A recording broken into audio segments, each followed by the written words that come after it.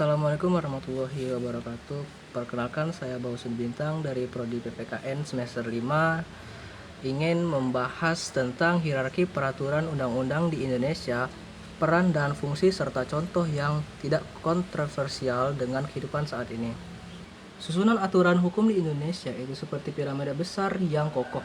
Di puncaknya ada Undang-Undang Dasar 1945, yaitu aturan dasar negara kita yang paling tinggi dan tidak boleh diganggu-gugat. Semua aturannya di bawah harus ikut dan tidak boleh bertentangan dengan undang-undang ini, baik dari cara bikinnya maupun isinya.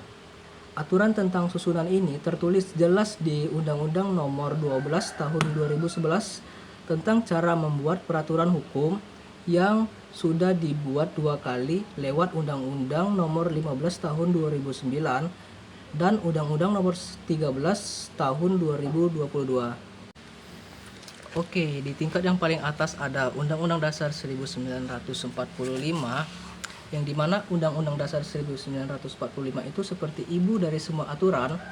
Isinya tentang Pancasila sebagai dasar negara, bentuk negara kita atau NKRI, hak-hak dasar manusia seperti bebas bicara atau sekolah, dan cara kerja pemerintahan. Undang-undang ini sudah diubah 4 kali sejak tahun 1998 supaya lebih demokratis, misalnya tambah Mahkamah Konstitusi untuk cek aturan lainnya. Fungsinya untuk memberi batas jelas buat semua orang, termasuk pejabat. Misalnya pasal 28 bilang hak hidup dan hak ekonomi harus dilindungi. Kalau ada undang-undang yang nantang undang-undang dasar, rakyat bisa gugat ke Mahkamah Konstitusi biar dibatalin. Ini bikin UUD jadi benteng terkuat hukum kita. Setiap tahun MK cek ratusan kasus supaya undang-undang dasar tetap jadi nomor 1. Baiklah, yang kedua adalah TAP MPR. TAP MPR sekarang ini jarang banget dipakai, tapi dulu itu sangat penting. Kayak ketetapan MPR tentang GBHN yang kasih arah besar negara untuk 20 tahun ke depan. Fungsinya untuk panduan di atas undang-undang supaya negara punya visi sama. Sekarang karena undang-undang dasar sudah diubah, MPR tuh lebih fokus urusan kecil tapi tetap harus ikut undang-undang dasar. Contoh, dulu bantu atur ekonomi nasional, ini seperti kompas besar buat kapal negara. Baik, di tingkatan yang ketiga ada undang-undang atau Perpu.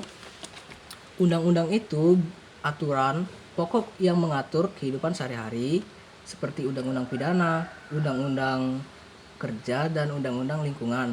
Dibikin DPR bareng presiden lewat rapat-rapat panjang dengan masukan rakyat dan cek kesalahan. Perpu mirip undang-undang tapi dibikin presiden saat darurat, seperti waktu corona, terus harus disetujui oleh DPR dalam sebulan. Fungsinya kasih aturan jelas buat masalah besar nasional, misalnya undang-undang ketenagakerjaan atur gaji dan cuti. Tanpa ini, PP di bawahnya nggak bisa dibikin. Ini tulang punggung hukum kita. Ada ribuan undang-undang dan tiap tahun ditambah baru supaya up to date. Tingkatan keempat ada PP atau Peraturan Pemerintah.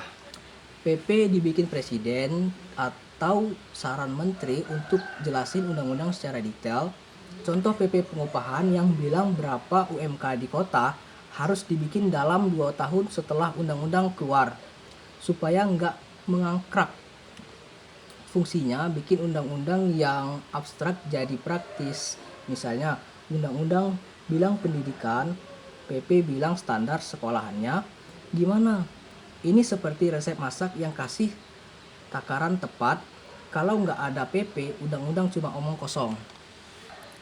Di tingkat kelima ada peraturan presiden. Perpres dibikin presiden untuk urusan yang cepat, seperti perpres kendaraan listrik buat hemat bensin. Ada juga Permenku atau peraturan Bappenas. Fungsinya isi celah sebelum PP selesai tapi tetap ikut undang-undang. Ini berguna banget di zaman yang cepat sekarang.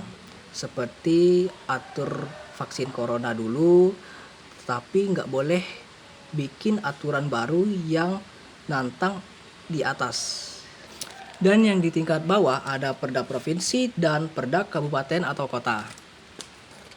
Perda dibikin DPRD bareng gubernur atau bupati untuk urusan daerah seperti pajak pasar atau aturan tata kota. Contohnya, Perda Bali atur upacara adat. Di bawahnya ada peraturan gubernur atau Perbup untuk hari-hari. Fungsinya sesuaiin aturan nasional sama kebutuhan lokal. Seperti di Aceh boleh syariah, tapi harus dicek ke Mendagri supaya nggak salah. Oke. Ada banyak contoh hukum yang bikin kontroversial dan sudah ketinggalan zaman. Di Indonesia, banyak aturan hukum yang sering dikritik karena terasa sangat kuno, nggak adil, dan nggak cocok di kehidupan sekarang. Zaman sekarang kan penuh dengan smartphone, internet cepat, kerja online, AI. Tetapi beberapa aturan masih kayak dari zaman dahulu, bikin orang demo, mogok kerja, dan gugat ke pengadilan. Contoh yang pertama ada Undang-Undang Cipta Kerja tahun 2020. Ini aturan besar yang gabungin ratusan undang-undang menjadi satu. Misalnya, dulu ada upah minimal kota atau kabupaten seperti atau UMK yang beda-beda sesuai biaya hidup tiap daerah. Nah, sekarang sudah diganti upah minimum provinsi atau UMP yang tentu saja dihitung dari produktivitas. Buruh kota besar kayak Jakarta jadi rugi karena biaya hidupnya mahal, tapi gajinya nggak sesuai. Yang kedua ada kerja kontrak, biasa selamanya, nggak ada batas waktu. Dulu cuma 2 atau 3 tahun harus jadi tetap. Nah, sekarang perusahaan bisa ganti-ganti buruh terus, nggak ada jaminan untuk tetap cuti panjang atau pensiun.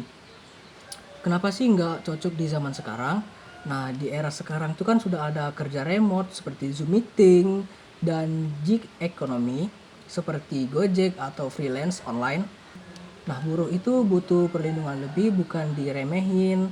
Hal ini bikin demo jutaan orang tahun 2020, kampus tutup, jalan macet, banyak pasal yang dibatalin oleh Mahkamah Konstitusi karena menantang Undang-Undang Dasar. Baik, ada pun contoh lain di tingkat bawah seperti PP nomor 35 tahun 2021 tentang kerja kontrak. Bisa kontrak 5 tahun berturut-turut tanpa jadi karyawan tetap. Anak muda susah punya rumah atau nikah karena nggak stabil. Terus juga ada Perpres nomor 12 tahun 2022 tentang kendaraan listrik, dorong impor baterai dari Cina, pabrik lokal rugi, lapangan kerja tuh hilang. Dan yang terakhir itu perda di daerah seperti di daerah Aceh, perda syariah hukum cambuk untuk orang yang minuman keras. Di Papua retribusi adat kadang tuh diskriminasi pendatang. Ini bikin konflik suku di masyarakat itu plural. Nah, semua contoh ini sering digugat ke Mahkamah Konstitusi atau PT UN dan banyak yang diubah karena nggak sesuai dengan konstitusional rakyat. Baik, segitu saja yang bisa saya sampaikan mengenai materi tentang hierarki hukum yang ada di Indonesia. Jika ada salah kata saya mohon maaf.